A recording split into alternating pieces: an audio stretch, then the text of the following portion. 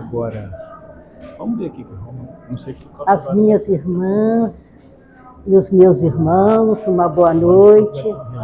Sejam todos muito bem-vindos a essa casa abençoada.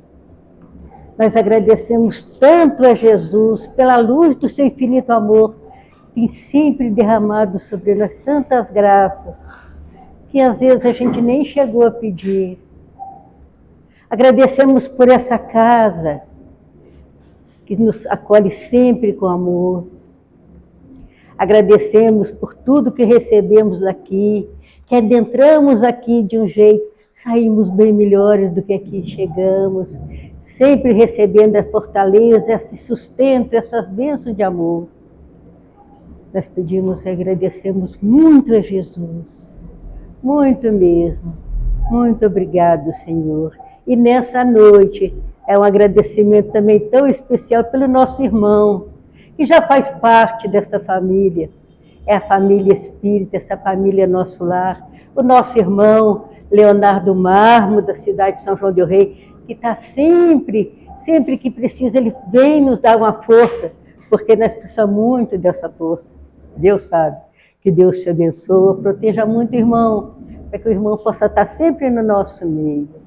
Então, agradecendo muito a Jesus, vamos elevando os nossos pensamentos numa humilde prece, suplicando dele que possa nos amparar sempre, nos protegendo, nos iluminando a nossa caminhada aqui na Terra, para que possamos tudo que é passado aqui dentro, seus ensinamentos, porque como os Espíritos falam, né, que todos aqueles que fazem a vontade do Pai que está nos céus, mas essa vontade precisa de ser assim, cumprindo os seus ensinamentos, cumprindo aquilo que Ele espera de cada um de nós, da oportunidade abençoada que Ele nos dá a cada um de nós.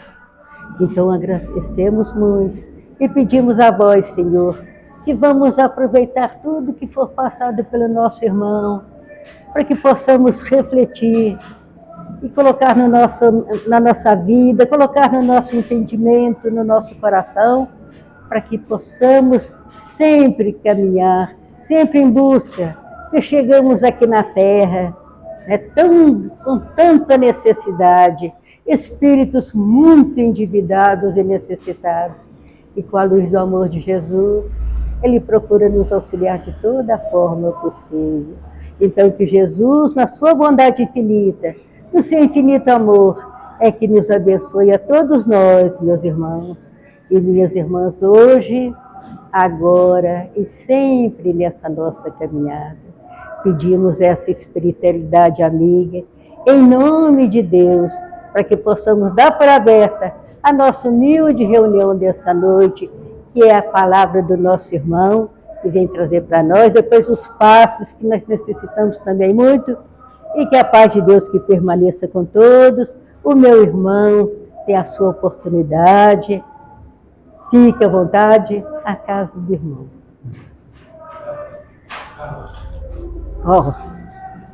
Eu falei que ele hoje me esquecia, não.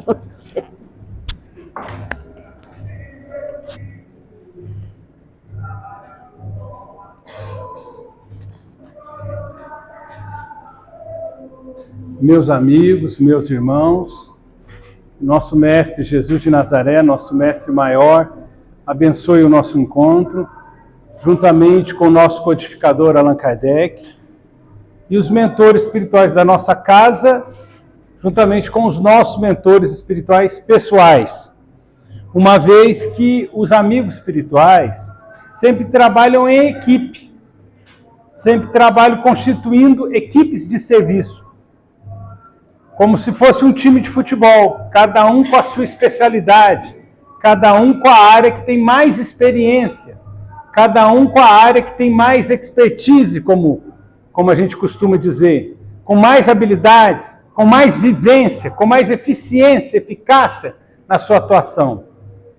E, obviamente, quando eles se reúnem, tal como acontece com a gente, aqui nós encarnados, eles trocam figurinhas, eles trocam impressões, eles trocam informações, eles estabelecem parcerias para a resolução de problemas que envolvam um ou mais dos assistidos, dos tutelados, dos orientados.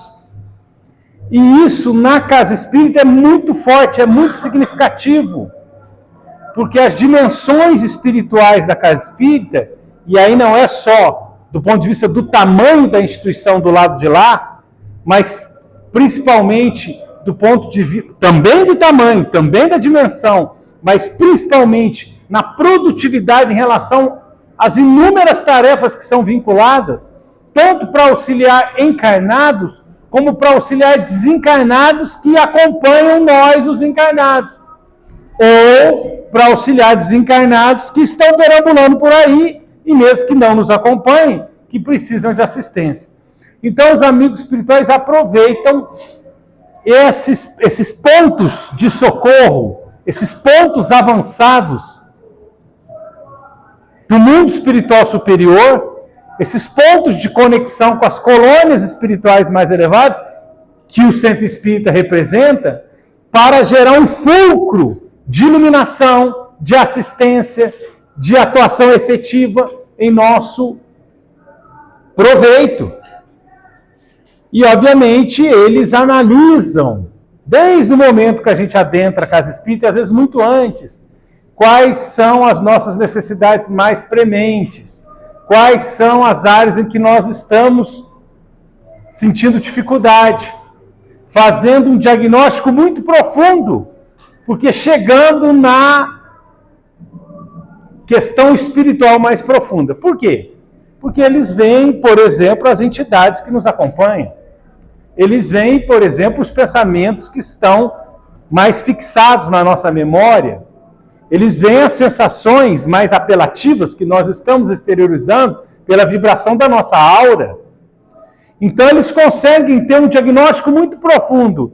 E, se necessário, eles têm acesso a informações do nosso planejamento reencarnatório, ou seja, os contratos que nós assinamos antes de virmos para cá, e também tem acesso ao nosso histórico reencarnatório, se precisarem de uma análise ainda mais detalhada, ainda mais pormenorizada, ainda mais profunda do ponto de vista espiritual.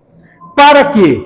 Para que a partir do diagnóstico mais preciso, mais profundo, tendo em vista as nossas falhas, nossas virtudes, o que nós estamos fazendo, o que nós estamos deixando de fazer, e os nossos compromissos do passado e as nossas necessidades, pensando a curto, médio e longo prazo, eles consigam estabelecer estratégias para assistir cada um de nós naquilo que nós estejamos mais precisados, mais necessitados. Então é um trabalho muito bonito, que nem sempre nós nos damos conta. Obviamente, eles nos assistem no Evangelho no Lar, eles nos assistem nos nossos ambientes de trabalho, mas a Casa Espírita tem mais ferramentas, tem mais recursos. E como nós estamos sintonizados por uma mensagem superior, nós oferecemos um campo um pouquinho maior. Às vezes no Evangelho no Lar a gente tenta, mas o Evangelho no Lar normalmente é mais curtinho. No Evangelho no Lar a gente é um pouquinho disciplinado, tem aquele que vai, tem aquele que não vai. Então, eles tentam ajudar, mas na Casa Espírita eles têm um espaço um pouco maior, um ambiente que é usado exclusivamente para as reuniões. Então, que a gente realmente tenta manter uma disciplina mental e emocional. Então, fechado esse preâmbulo, que a gente se coloque em sintonia com os amigos. Pensando em nós mesmos no primeiro momento, abrindo os canais, aumentando a abertura dos canais espirituais da sintonia, para que a gente possa receber.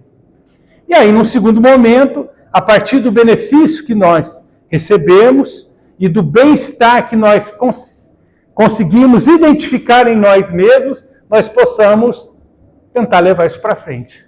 Ser um fulcro multiplicador do benefício que nós recebemos, levando para outros irmãos também. Muito bem. Existe uma reflexão muito comum a respeito da religião, e do espiritualismo e das funções da religião na nossa sociedade. Recentemente eu assisti uma entrevista do famoso filósofo Luiz Felipe Pondé, muito conhecido e muito midiático, né? Porque literalmente faz parte de várias mídias, tem uma atuação muito grande. E o Pondé, ele discutiu a questão religiosa, ele foi professor durante muito tempo de cristianismo na PUC, em São Paulo. Então deu aula num curso de filosofia e em outros cursos afins, lá na PUC de São Paulo.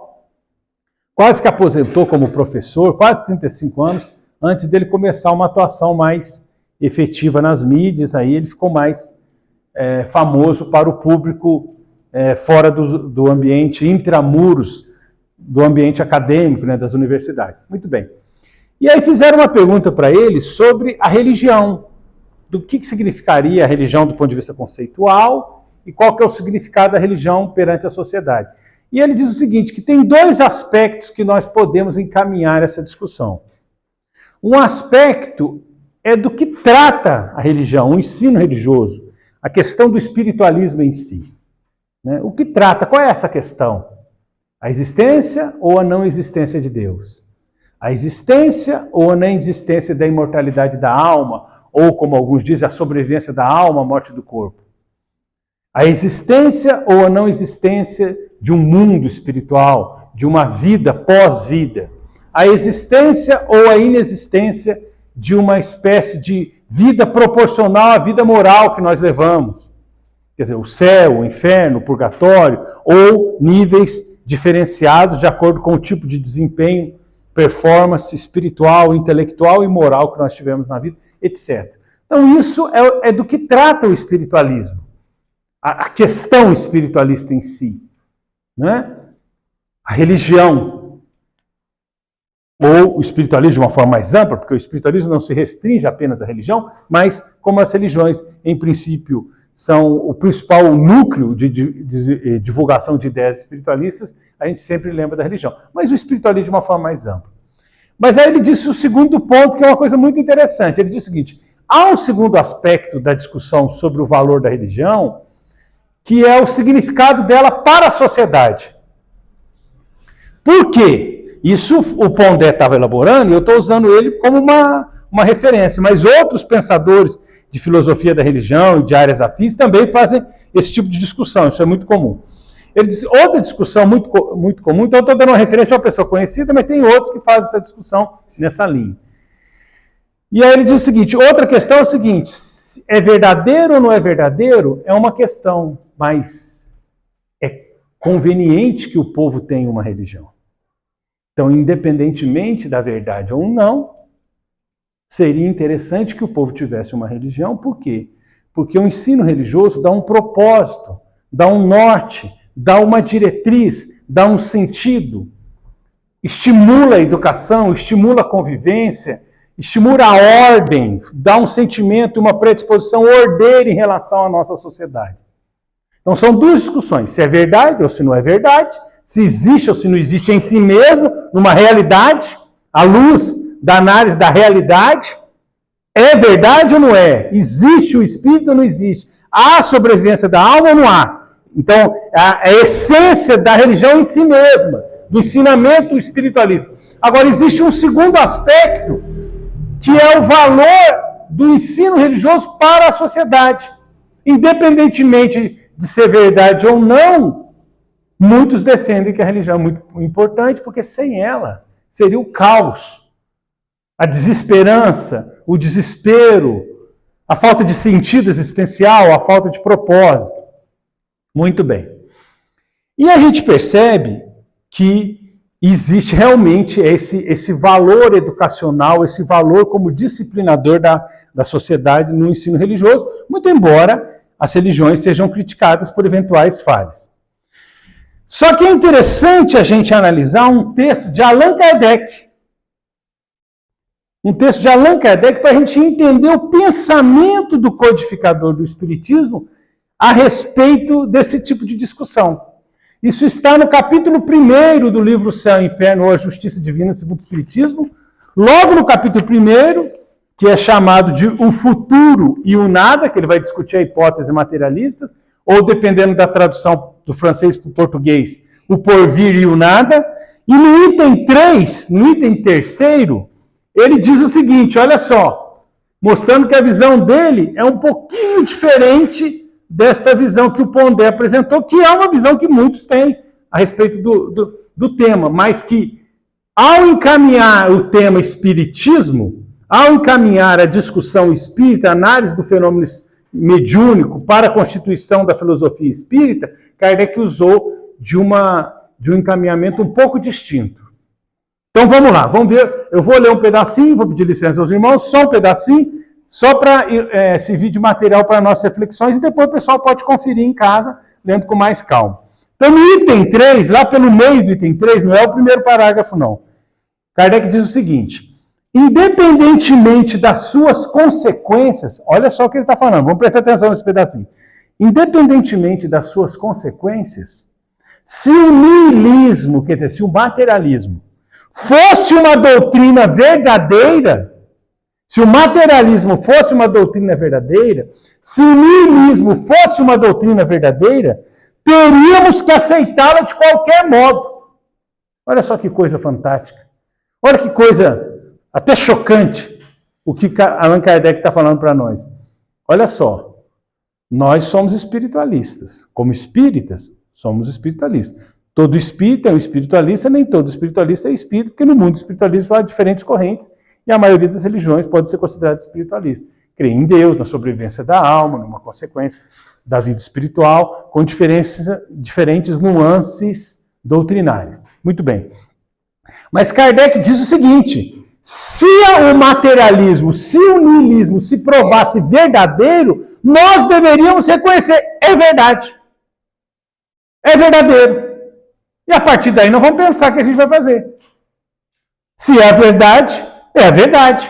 E nós temos que reconhecer com honestidade intelectual a realidade.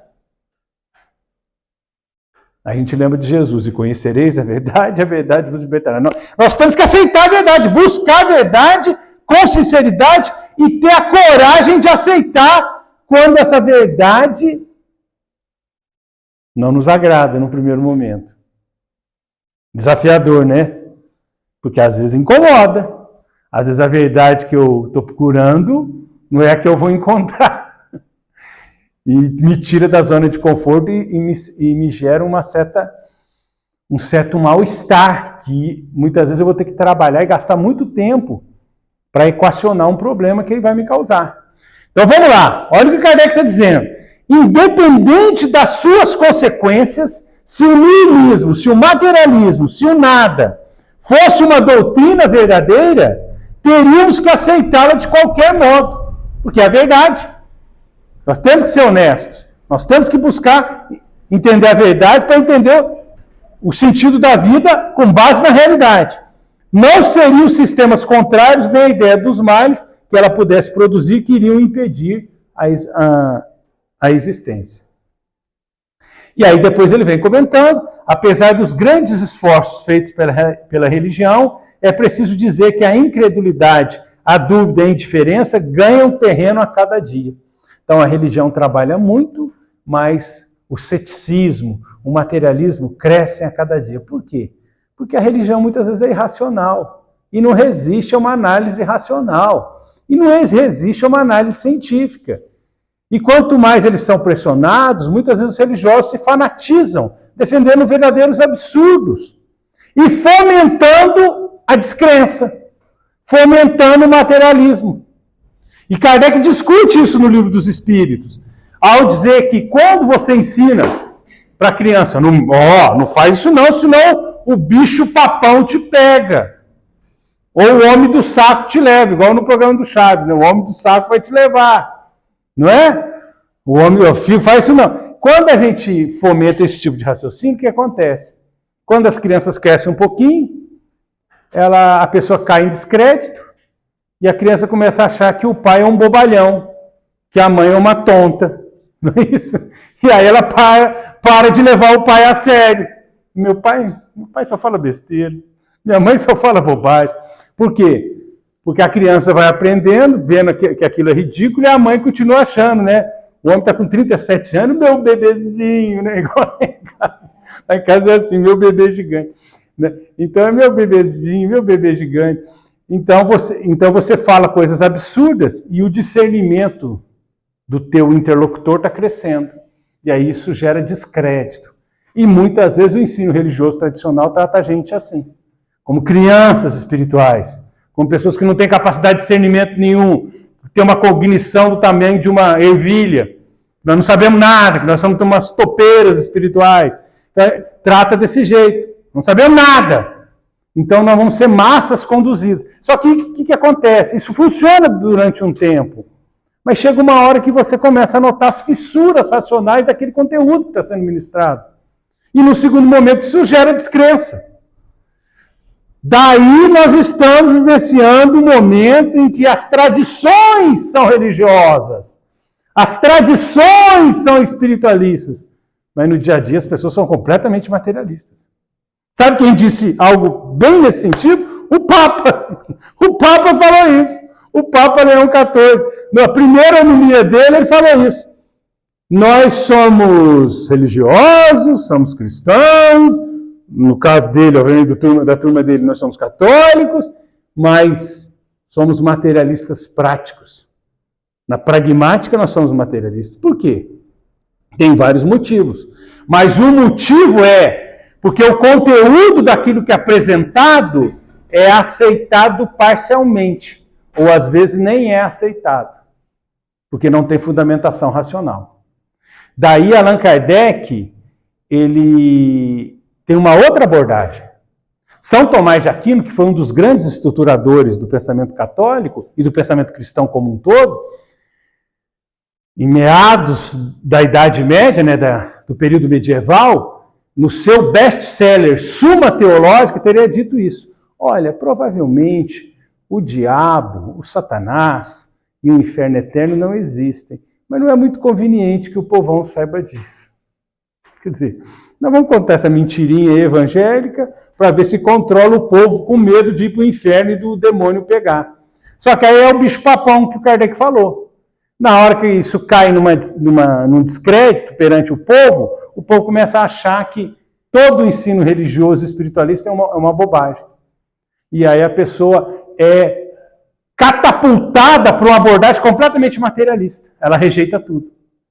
A gente vê isso sistematicamente. A pessoa fala assim, eu tive uma decepção com o padre tal. Me tornei materialista. Você tem uma decepção com o padre.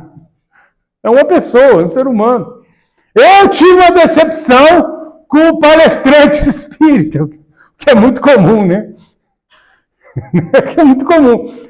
Mas o espiritismo não tem nada a ver com isso. A doutrina não tem nada a ver com isso. O pensamento... Mas você teve uma decepção com o pensamento espírita?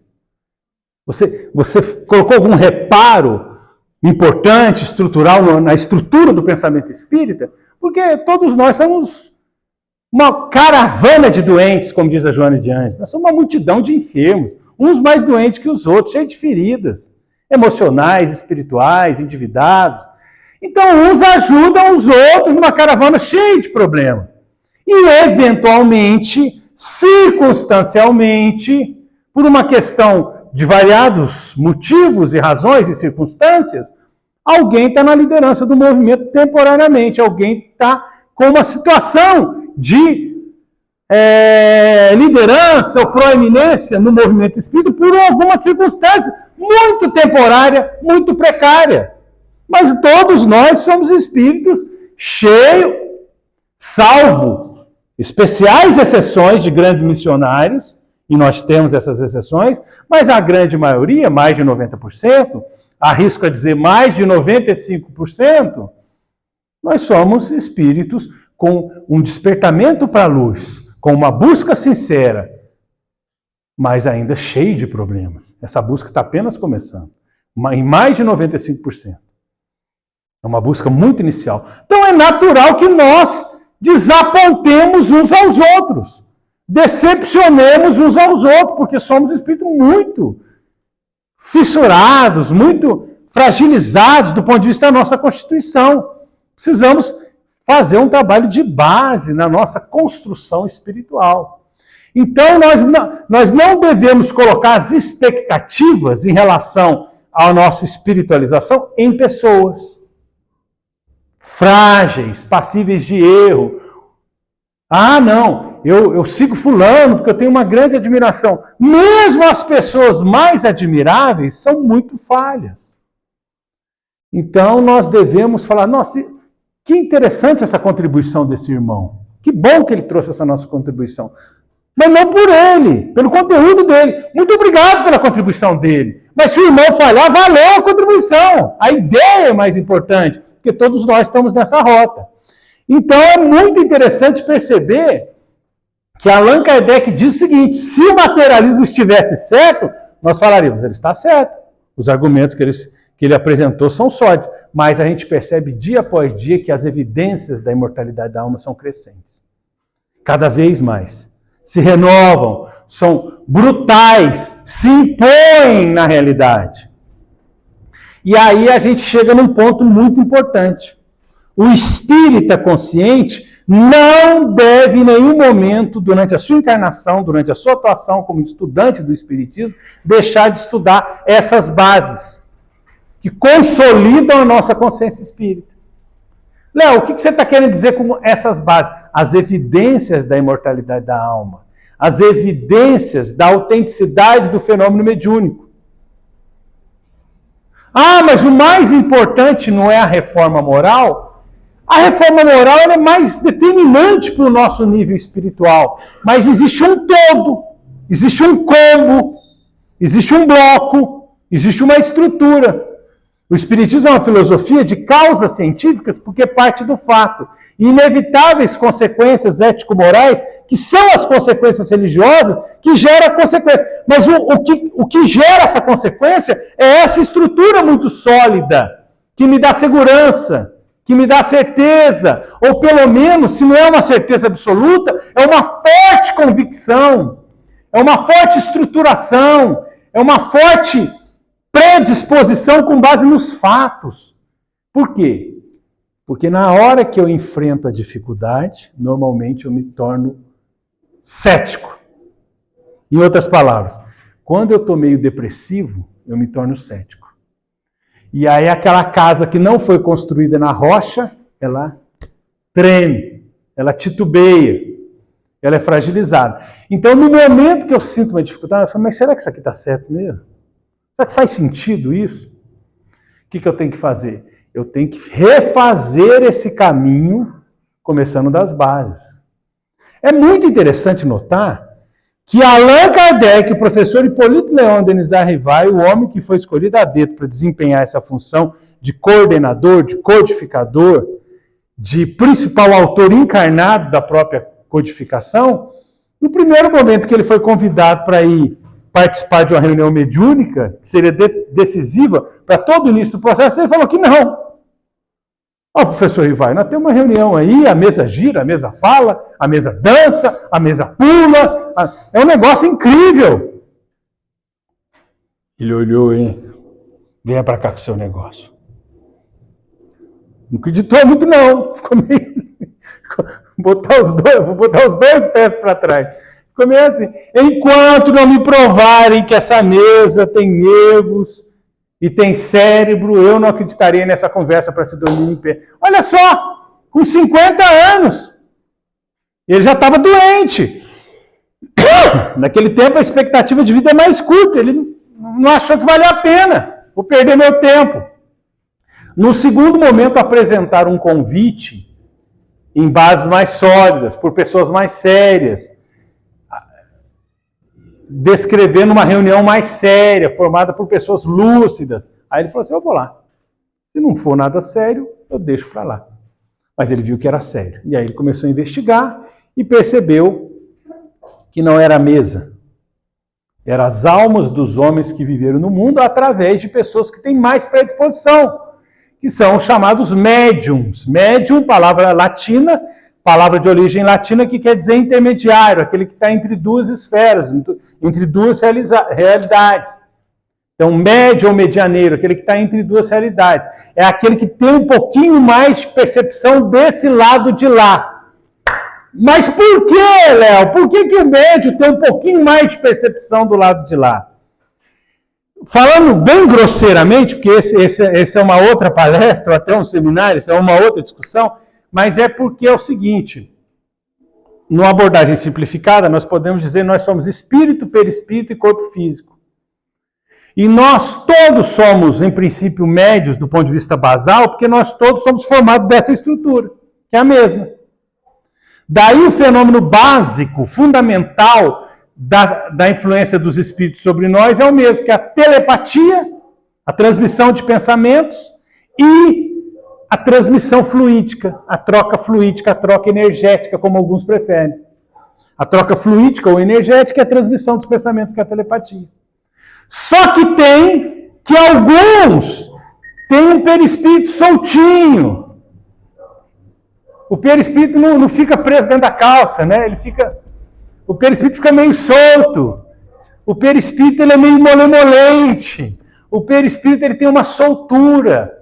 A pessoa consegue ter uma expansão. Aquilo que no capítulo 14 de A Gênese, Allan Kardec explica, a maleabilidade, a expansibilidade perispiritual, ele se expande, ele é maleável, ele é mais dúctil. Alguns têm um perispírito muito cravadinho dentro do corpo, muito presozinho.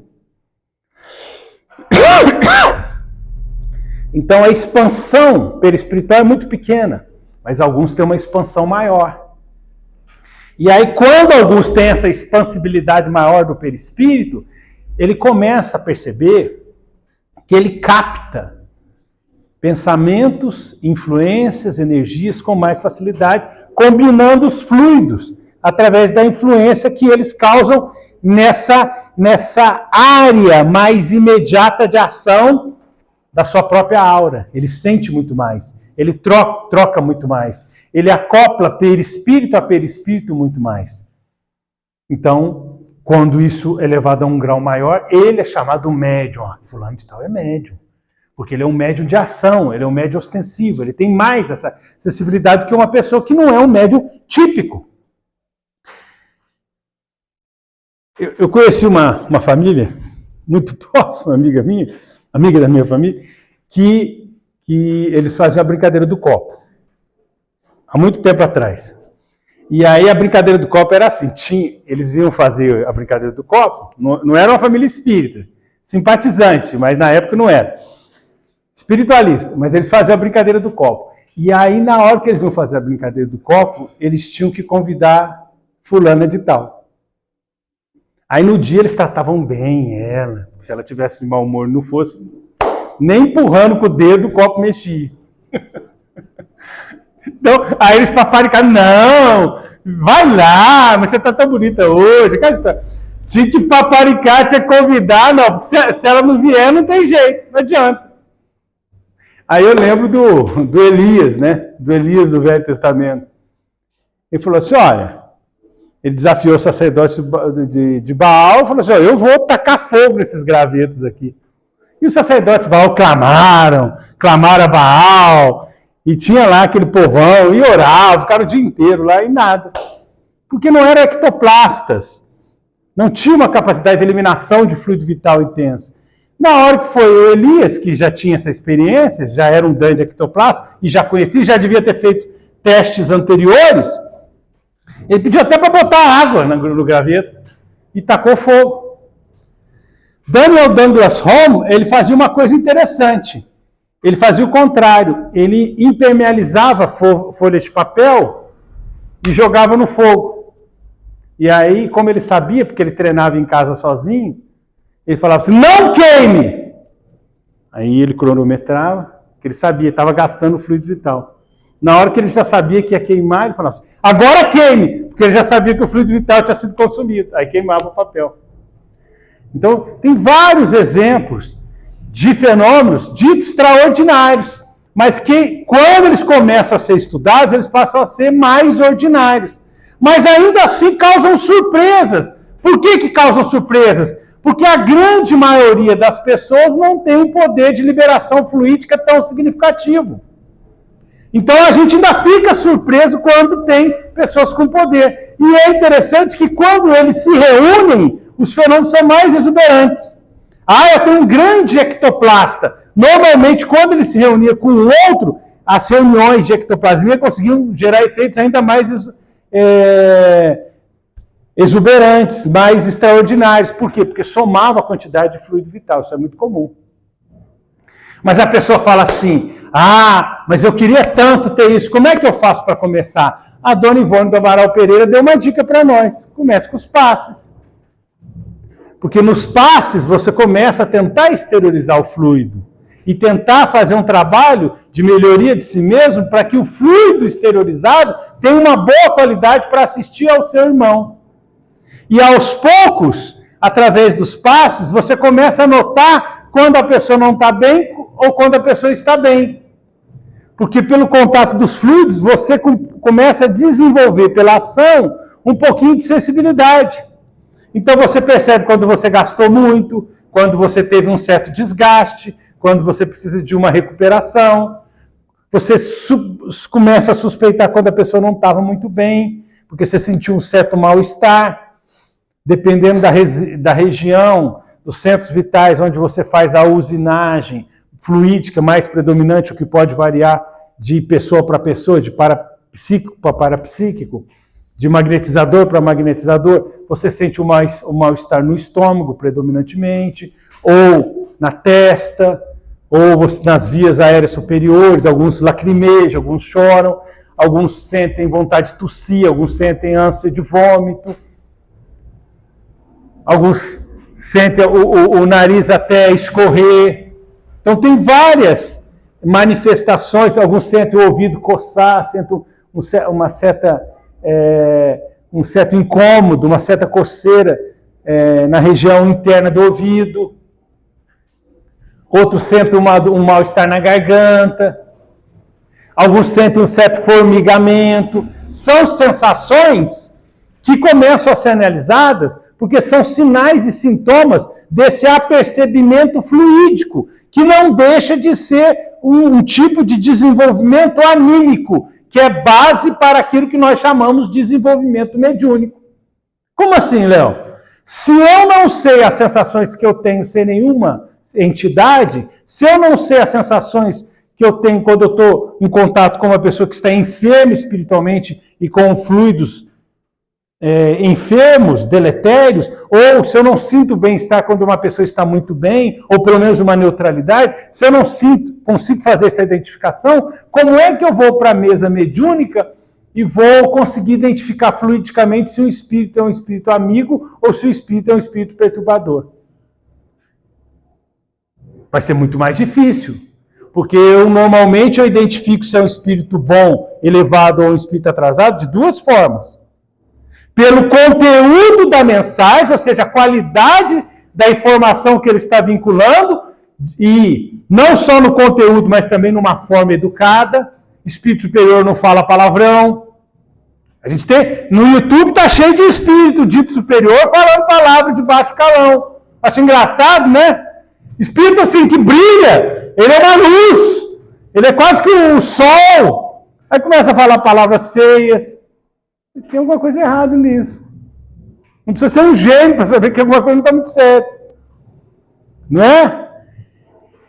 Então, o Espírito mostra que tem conteúdo, mas numa linguagem clara, bonita, elegante, bem construída, com lógica, não é prolixo, tem começo, meio e fim, fala com clareza, mas também transmite vibrações de paz, de bem-estar.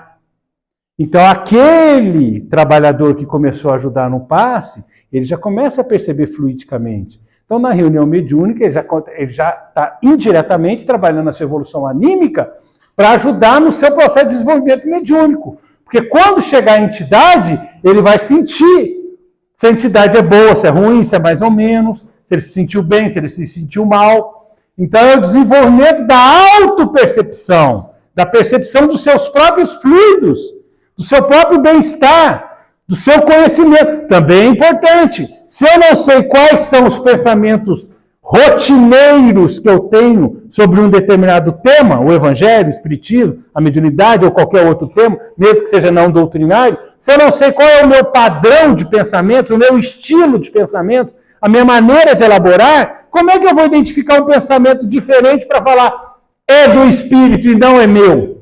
Principalmente quando eu sou um médium intuitivo. Porque o médium intuitivo, ele não sente que alguém está segurando a mão dele, ele não sente que alguém está segurando o seu braço, como um médium mecânico, ou um pouquinho como um médium semi-mecânico. A mensagem chega na cabeça. E ele começa a notar que não é dele, pela velocidade com que as ideias fluem, e pela originalidade e a diferença que essas ideias têm em relação às suas próprias ideias. Como aconteceu com vários médiuns que perceberam que as ideias que os espíritos traziam não necessariamente corroboravam com as suas próprias ideias.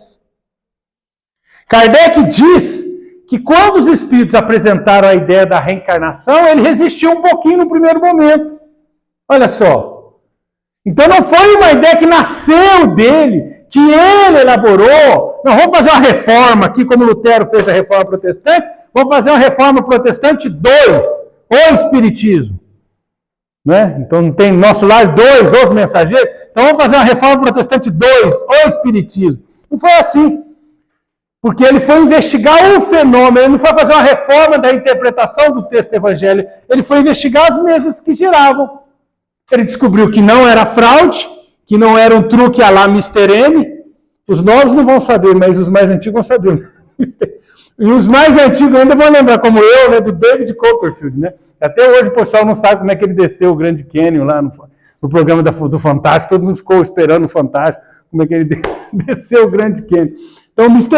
M, então é prestidigitação, são truques. Então, Kardec viu que não era fraude. Bom, se não é fraude, o fenômeno é real. É eletricidade? É alguma coisa física? É alguma coisa da natureza material do ambiente? Chegou à conclusão que não era. Não era aquele fenômeno que ele estava pesquisando, que não quer dizer que não possa ser um outro. E aí ele chegou, será que é a mente do paranormal, do médium? E ele percebeu que naqueles casos não, porque as mensagens batiam de frente com a crença dos encarnados, do grupo, e muitas vezes com a capacidade de elaboração muito mais elaborada, com uma inteligência, com uma profundidade, com uma sabedoria muito acima da capacidade de elaboração daquele grupo, e várias outras evidências. Então, a partir desse momento, ele se convence da autenticidade do fenômeno e começa uma fase 2. Bom, se o fenômeno é real, se eles são as almas dos homens e das mulheres que viveram no mundo, os mortos estão vivinhos da Silva, vamos tentar entender o que nos reserva então. Então já é uma grande vitória. Opa! Sabemos da imortalidade da alma, que beleza! Não morreremos com o túmulo, não acabaremos no túmulo, continuaremos a viver. Acabou? Não! Vamos tentar entrevistar esse povo aí. E aí? Como é que chega aí? Dói para morrer? Ou não dói? Dói para nascer? Ou não dói? O que dói mais? Renascer ou morrer? E como é que faz? E como é que é o velório? E depois que eu saí do corpo, desenlacei totalmente, é imediato isso? Demora? Depois do óbito? Da morte cardiorrespiratória, depois que o médico assinou o atestado de óbito, demora o desligamento total do espírito. Como é que funciona isso? Depende da evolução do espírito? Não depende? Depende do que nós realizamos? Não depende? Depende das sensações, dos valores do espírito? E aí? E depois que você chegou no mundo espiritual? Como é que são a cidade espiritual? O que se faz aí? Então tem um mundo novo que faz com que eu consiga ter uma percepção da vida de muito mais de 100 anos, de muito mais de 130 anos, porque eu posso criar um planejamento para mim que extrapola e muito a expectativa de vida do corpo material. Então eu posso me construir. Se eu não sou muito feliz hoje, mas eu sei que eu vou continuar a viver no mundo espiritual ou em outra encarnação, então eu sei que tudo que eu aprender, eu não vou perder, porque é o princípio da não retrogradação do espírito. Então, a essência daquilo que foi realmente consolidado dentro de mim não vai ser perdido. Então, eu começo a fazer um planejamento de longo prazo, para que eu construa ferramentas intelectuais e morais de felicidade para mim mesmo. Então, se eu não sou tão feliz quanto eu gostaria de ser, eu começo a construir felicidade para mim, para o amanhã mais curto, para o amanhã mais de médio prazo, para o amanhã de longo prazo, a partir do meu esforço, construindo a minha própria educação, construindo ser mais apto, mais inteligente, mais moralizado, mais equilibrado que eu quero para mim. Seja para essa vida, seja para o mundo espiritual, seja para uma outra vida. Então, aí ele começa a interrogar os espíritos. E a partir daí, vem as consequências morais, as consequências éticas, as consequências religiosas, que seriam o quê? Se eu sei que a morte não é o fim, se eu sei que eu vou continuar, eu começo a programar, eu desenvolvo uma estratégia. E eu começo a não fazer o mal a quem quer que seja, porque eu não quero criar problemas para a lei de Deus. Problemas em relação à justiça. Porque a justiça de lá pega muito mais crimes do que a justiça de cá. E se eu escapei na justiça de cá, de lá eu não vou escapar. A de lá não dá. Então eu começo a não fazer o mal a quem quer que seja, eu tento fazer o bem, se não der eu não faço nada, muita ajuda quem não atrapalha, e eu tento construir felicidade para mim e construir um ser humano melhor para o meu amanhã, para que eu seja mais feliz. Porque todo filho de Deus tem essa busca da plenitude e da felicidade. E uma coisa muito bonita que a doutrina explica é que existe uma certa proporcionalidade entre a felicidade que eu usufruo no presente, desde o momento, e o nível de evolução espiritual que eu tenho. Então, como eu quero ser mais feliz, eu tento acelerar o meu processo de desenvolvimento pessoal, intelectual, moral, emocional, psicológico, porque quanto mais equilibrado e avançado eu estiver nessas áreas, mais pleno, mais sereno, mais tranquilo, mais em paz, mais produtivo, mais alegre eu serei. Então, por uma questão de alto amor, eu faço isso. E eu faço isso ajudando meus irmãos, porque existe uma lei de sociedade. Quando eu ajudo os outros, eu me ajudo. Quando eu me ajudo, eu ajudo os outros. Porque existe uma interassistencialidade. Ao ajudar, eu me ajudo. Ao me ajudar, eu me torno melhor para eventualmente ajudar mais os irmãos. Então, uma coisa começa a ser uma via de duas mãos, esse processo do crescimento. Então, perceba que aí a gente chega nessas consequências morais. Daí a gente chega naquilo que o Divaldo falava. Vou tentar ser hoje melhor do que ontem, amanhã melhor do que hoje. Porque não adianta, a partir do momento que eu me conscientizar, ou não vou dizer não adianta, mas adianta, mas muitas vezes é frustrante e pouco produtivo. Pode adiantar, porque todo esforço evolutivo adianta, mas às vezes não é tão produtivo assim. Quando eu tento assim, não, eu vou tentar mudar drasticamente o meu comportamento. Muitas vezes eu não dou conta, eu me frustro, eu desanimo, eu paro de vez. Então eu tenho que analisar o que eu sou, para identificar de que maneira eu estou no momento, para fazer planejamentos viáveis. É um desenvolvimento sustentável, como os economistas, os políticos, os jornalistas falam, desenvolvimento sustentável. É um desenvolvimento que eu consigo sustentar no decorrer do tempo. Então, eu uso o meu nível espiritual como referência. Identifico virtudes e falhas, virtudes e defeitos, e também traços faltantes, qualidades que eu ainda não tenho. Não quer dizer que é só virtude e defeito. Às vezes eu identifico uma virtude que eu não tenho. Não quer dizer que eu tenho um defeito que se opõe a essa virtude, mas às vezes eu não tenho defeito, mas não tenho a virtude, eu preciso desenvolver essa área. Então eu começo a trabalhar nisso.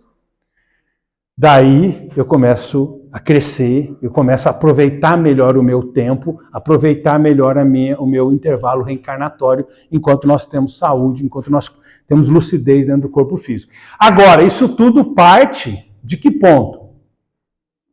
Da certeza da imortalidade da alma. E como nós oscilamos muito emocionalmente quando os problemas batem à nossa porta, e a gente nunca sabe os problemas que nós vamos enfrentar no dia de amanhã, se serão físicos, se serão familiares, se serão profissionais, o que a vida nos espera em termos de desafios existenciais, nós podemos ter uma ideia, mas os detalhes dos percalços, nós não sabemos perfeitamente. Então, nós precisamos aproveitar o máximo de tempo enquanto nós controlamos a nossa realidade, com alguma saúde, com alguma lucidez, com alguma condição de controlar o nosso próprio destino, enquanto há tempo, enquanto há disposição, enquanto há condições de fazer. Né? O apóstolo Paulo tem uma frase que é justamente essa: se Deus permitir e se vivermos, faremos isto ou aquilo. Quer dizer, eu pretendo fazer tal coisa. Se Deus, a providência divina, permitir, e se nós vivermos, se nós tivermos tempo suficiente, vamos tentar fazer. Mas isso tudo parte dessa certeza da imortalidade da alma. E é muito interessante notar que a imortalidade da alma, essa certeza, é bom que a gente destaque isso. Isso se impõe através dos grandes médiuns, principalmente, os grandes fenômenos. Allan Kardec, na Revista Espírita de 1859, segundo ano da Revista Espírita, ele diz exatamente isso. Para mim, o mais importante não é o mecanismo mediúnico que deu origem à mensagem, mas é o conteúdo da mensagem. Então, para mim, não faz tanta diferença se o médium era mecânico, semimecânico ou intuitivo, desde que as mensagens sejam boas. Porém, no início do processo, é fundamental que a mediunidade seja intensa, seja aquilo que a gente chama hoje ostensiva, para que comprove que ela é de origem mediúnica. Então, no início, o médium tem que se provar a si mesmo e aos outros que ele é médium. Quando essa prova já foi fornecida inúmeras vezes, a gente já tem uma confiança. E é claro que o mecanismo continua sendo interessante, mas a gente pode, em alguns casos, prescindir até de detalhes sobre o mecanismo em função do conteúdo da mensagem. Ah, foi intuitivo. Não, mas a gente já sabe que ele é médium, mesmo sendo intuitivo. A gente já tem confiança nisso. Então, se o Divaldo desencarnou no passado, mas se ele chegasse aqui e falasse assim, Ângelo, eu tenho uma informação para vocês. Cida, eu tenho uma informação aqui, pessoal. Claro, se o Divaldo dissesse como é que ele recebeu essa informação, ficaria até mais interessante. Se ele desse detalhes, se ele ouviu, se foi uma vidência, se foi uma tela mental que a Joana de Anjos apresentou, se foi Joana de Anjos, se foi Manuel Filomeno de Miranda, se foi outra entidade, se foi o Dr. Bezerra, a gente fica curioso, não é? Se ele fornecesse mais detalhes, seria mais interessante. Ele ouviu? Foi um acoplamento? Foi psicofonia? Como é que foi que ele soube isso? Foi na hora que ele estava no hotel, vindo para cá de carro? Ou na hora que ele entrou no centro? Quanto mais detalhes, melhor. Mas ele já tem credibilidade para a gente acreditar na mensagem, independente do mecanismo pelo qual ela foi feita. Porque ele tem um histórico que mostra que ele é um médium intenso. Perceba o seguinte, Chico Xavier, a gente sempre lembra que o primeiro livro que ele trouxe foi Parnaso de Além Túmulo. Por quê? É um livro que fornece mais informação doutrinária? Não, não é. Não fornece mais informação do que a série A Vida do Mundo Espiritual de André Luiz, mas foi o livro que funcionou dentro da mediunidade de efeitos intelectuais como uma prova de que ele era médium de que os mortos estão vivos. Então, por isso começamos por ele. Porque ninguém sabia quem era Chico Xavier. Francisco de Paula Cândido, ou Francisco de Paula Cândido, ninguém sabia. Era um menino de 21 anos, lá de Pedro Leopoldo. Então ele publica o livro. E as poesias são dos maiores poetas do Brasil e de Portugal, no estilo deles. Poesias inéditas. Opa, tem alguma coisa séria aí. Eles pararam por aí? Não. Porque depois veio Humberto de Campos. Agora é texto corrido. Não é mais sonetos, poesias, não tem mais versos. É texto corrido, é prosa. São as crônicas, são as dissertações. Por quê? Porque Humberto de Campos era um autor imortal pela Academia Brasileira de Letras e conhecido do povão leitor do Brasil, porque escrevia nos jornais da época. Era muito lido. E aí ele vem, no seu estilo, trazer novas mensagens inéditas falando do mundo espiritual. Então ele reforça essa comprovação que ele estava vivo e que ele mostrava, gente, lembra de mim? Que ele morreu em 34.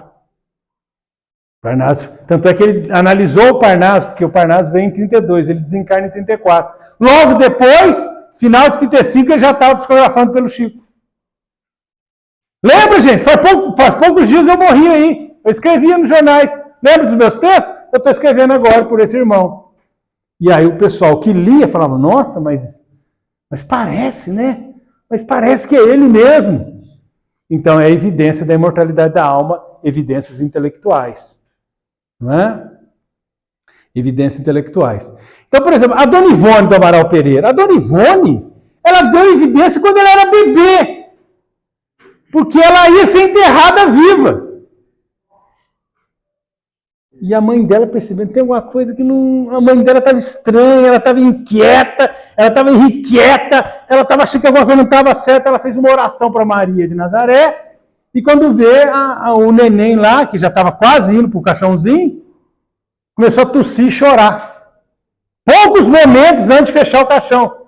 Porque aquelas análises, né, no interiorzão, sem muitos recursos, sem muita assistência médica, né? E ela, com aquele desdobramento muito intenso, deu aparência para o corpinho do bebê, de aparência de morte. Isso está no Livro dos Espíritos, capítulo Emancipação da Alma, a partir da questão número 400. Há determinados desdobramentos que são tão intensos que o corpo começa a adquirir a aparência da morte. São os casos de catalepsia e letargia. Casos de morte aparente. O desdobramento é tão intenso que as manifestações de funções vitais se tornam muito básicas, muito sutis, muito leves. Então, se o clínico não for muito experiente e cuidadoso, ele pode tomar como um óbito, porque o batimento cardíaco fica baixíssimo, a circulação fica muito baixa, a temperatura às vezes abaixa, e uma pessoa menos experiente pode encarar aquele caso como um caso de... Algumas partes começam até a manifestar determinadas colorações típicas de uma situação cadavérica, mas não é a morte definitiva ainda. Então isso aconteceu. Então olha só, depois o que a gente percebeu? Ela voltou, viveu a sua vida, trouxe o famoso Memória de um Suicida, o Devassando Invisível, Recordações da Mediunidade, etc. E com uma facilidade muito grande de desdobramento. Não só a mediunidade, mas saía do corpo com muita facilidade, corroborando aquela percepção. Então, veja bem, o fenômeno se impôs. O Zé Arigó, ele era católico, ele expulsava o espírito, ele não queria aquilo. Mas a mediunidade se impôs. Foi o fenômeno que se impôs, é o fato. A pessoa chegou um momento que o fato se impôs, e falou, não, é uma realidade. O Divaldo, ele tinha 4 anos. A mãe dele nunca tinha dito o nome da avó do Divaldo, da mãe dela. Nunca. Porque quando ela nasceu, a mãe morreu no parto. E quem cuidou dela foi uma irmã mais velha. Então, quando o Divaldo nasceu, nenhum dos avós, nem do lado do pai, nem do lado da mãe, estavam encarnados. Todos já tinham desencarnado. Então ela nunca falou o nome da avó. Aí quando vê, com 4 anos, o menino chega e fala assim, ô mãe, essa senhora aqui está te chamando, o nome dela é Maria Senhorinha. Meu filho, por que você está falando o nome da sua avó? O Divaldo nem sabia que era avó, com 4 anos, ele não sabia nem que era avó, quanto mais o nome da avó dele. Eu falei assim, mas ela está aqui. Aí a mãe dela, muito, muito legal, né, pegou o Divaldo pela orelha, que naquele tempo o pessoal, né, pegava. Isso aí foi de menos, né? Eu já passei por coisa pior, quebraram o violão na minha cabeça. Mas isso aí deixa para uma outra oportunidade. Aí não tinha espírito nenhum, isso que é pior. Mas aí pegaram a orelha do Divaldo, e aí ela chegou perto da casa da irmã, né, que é a tia do Divaldo, e falou assim, fulano, que é a segunda mãe dela, né, que foi quem criou ela, e falou assim, esse menino enlouqueceu, ele está falando que mamãe está aqui. E aí o Divaldo redobrou a aposta, ele falou, então, ela está vindo aqui, ela está no corredor, ela está chegando. E aí a tia falou assim, como é que ela é? Aí o Divaldo falou assim, olha, né, você imagina a situação, né, criança, olha, ela tem um vestido, tem uma coisa amarrada na cintura, uma saia rodada, E ela tem uma coisa engraçada presa aqui no peito. Aí a tia do Divaldo virou assim, ô Ana, é a mamãe, porque eu preparei o cadáver dela no velório. Foi a roupa que eu coloquei. Isso aí foi um camafeu que eu coloquei. Então elas começaram a ficar com medo. Então eu falei assim, ó, então vai lá, pergunta para ele o que ela quer. Porque a gente é assim, né? Pode ser a mãe, pode ser a melhor pessoa do mundo. Morreu, vira assombração, né? Morreu. Igual aconteceu com a cunhada do Simonetti, que falou, não, aparece em sonho apenas, assim não. Assim não, pelo amor de Cristo, aparece em sonho, assim não. Mesmo que tenha sido a mãe da gente. Então, isso também, André Luiz fala isso, André Luiz e Emmanuel. O medo, a gente não fala muito que a gente tem medo, mas o medo é um dos fatores que dificulta o nosso processo de desenvolvimento mediúnico. Porque a pessoa fala, eu quero desenvolver mediunidade. Na hora que ela começa a ter a percepção fluídica, ela sente, ela fala, nossa Senhora, agora vai. Ela sente medo. Para sair do corpo lucidamente também é assim. Na hora que a pessoa vê que está acontecendo alguma coisa, ela vai sair, ela sente medo. E aí ela corta o processo, né? O medo acaba cortando. Então são fenômenos que se impuseram sem nenhuma predisposição. Sem nenhuma predisposição. O Arthur Conan Doyle, que é o criador do Sherlock Holmes, ele foi um grande autor espiritualista. E ele falou assim, perguntaram para ele, você aceita debater com... Ele falou, eu aceito, mas eu tenho muita convicção, porque ninguém pesquisou mais médios do que eu, isso em 1927. Tem um vídeo na internet que ele fala isso. O pessoal encontra, legendado, eu já coloquei no meu Facebook algumas vezes, é um vídeo de 10 minutos. Ele conta como ele criou o Sherlock Holmes e por que ele estudou o espiritualismo. E ele falou assim, eu não quero mais escrever sobre Sherlock Holmes, porque eu preciso escrever sobre espiritualismo, porque eu tenho poucos anos de vida, e de fato, isso foi em 27, e ele morreu em 1930, ele já estava no final. E ele queria dedicar, mas ele falou, eu não posso garantir porque eu me sustento com as histórias de Sherlock Holmes. E as pessoas insistem muito porque elas gostam, ele tentou matar várias vezes, né?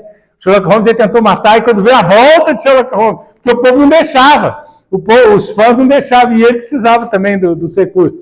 Mas ele falava, ser mais importante a comprovação da alma. Eu pesquisei médios nos Estados Unidos, na África do Sul, na Austrália. Então, olha só que coisa, né? Então, a pessoa percebe que aquilo é importante, que é um legado importante para que a pessoa chegue na verdade. Então, é o fato que se impõe, mesmo para uma pessoa que não está minimamente predisposta a aceitar aquilo. Mas ela percebe que é verdade. O Zé Arigó, o pessoal da NASA que veio avaliar, chegou à conclusão que o acerto dele era de 98% de diagnóstico. Já pensou? 98% de acerto de diagnóstico? Ele não fez medicina. Ele não tinha feito ensino superior. Ele trabalhava numa farmácia, sim. Mas ele era uma pessoa que não tinha feito faculdade. Como é que ele tinha um acerto de 98% à luz da análise do pessoal da NASA? Aquele número enorme de pessoas, um tempo recorde. O Edgar Cayce foi um grande médium norte-americano, desencarnou no início de 1945. Portanto, no final da guerra, né, da Segunda Guerra Mundial. O Edgar Cayce começaram a gravar as leituras dele a partir de 1923. Ele deixou 14.308 leituras mediúnicas gravadas. Ele fazia uma por dia, às vezes duas, em média duas, e na época da guerra 8 por dia. Ele dava diagnóstico e dava o tratamento. E fazia profecias. Algumas ele errou, mas ele teve um acerto no diagnóstico, no tratamento, de mais de 90%, com registro de 14.308. Quer dizer, é um material interessante para a pessoa pesquisar. É um material que se impõe. Mesmo que a pessoa estude e eventualmente rejeite, não, tem muita besteira aqui, não sei o quê, mas é um material que se impõe, que chama atenção, vamos analisar isso aqui. Porque a pessoa não tinha nenhuma predisposição. O Edgar Cayce era chamado de profeta adormecido, porque ele se induzia ao sono antes de entrar em transe. E a partir do transe, ele revelava um monte de coisa. Ele desde pequeno, ele foi criado para ser pastor. E aí, depois de 63 lidas, porque todo ano ele lia a Bíblia, do Gênesis ao Apocalipse, pelo menos uma vez. E aí ele falou assim, E ele entrava, o transe era tão profundo que ele perdia a consciência, ele não sabia que o Espírito tinha falado. Então ele perguntou, o que eu falei na hora que eu estava no transe? Aí os companheiros que ouviu falaram assim, você pregou a reencarnação. Não, mas eu sou cristão, eu não aceito a reencarnação. Aí ele foi reler a Bíblia e falou, não, a reencarnação está lá. Olha só, então às vezes o fenômeno autêntico bate de frente com alguma ideia que a gente tem aqui. E a gente tem que analisar racionalmente para ver se essa ideia é verdadeira ou se é falsa. Mas é o fenômeno que se impõe. É o fenômeno que se impõe. Agora, quando é que o fenômeno se impõe de uma forma que chama a atenção? A mediunidade tem que ser intensa. Tem que ser uma mediunidade mais ostensiva. Porque se eu não tenho essa convicção, os fenômenos que acontecem com a maioria das pessoas são muito sutis, são muito leves. E sendo leves, não são suficientes para se impor em relação aos mais céticos, aos mais exigentes. Então, é um trabalho que nós temos que fazer. Não podemos relegar a segundo plano nenhum dos aspectos da doutrina espírita. As bases científicas, no fato, o corpo filosófico e as consequências religiosas. Todas as áreas são importantes, porque é esse combo que vai fazer com que eu adquira um nível de espiritualidade mais maduro, que resista às intempéries da vida, aos problemas morais, espirituais, pessoais, familiares, que atingem a todos. Então eu preciso estar o mais completo, o mais robusto para resistir e passar o melhor possível pelas lutas da vida. Então temos que ter essa base científica, temos que ter o aprofundamento filosófico para ter as consequências morais de uma forma lúcida, clara, efetiva. E aí sim, lenta e gradualmente, nós vamos percebendo uma maturidade maior, uma segurança emocional e espiritual para enfrentar os problemas. Que Jesus nos abençoe.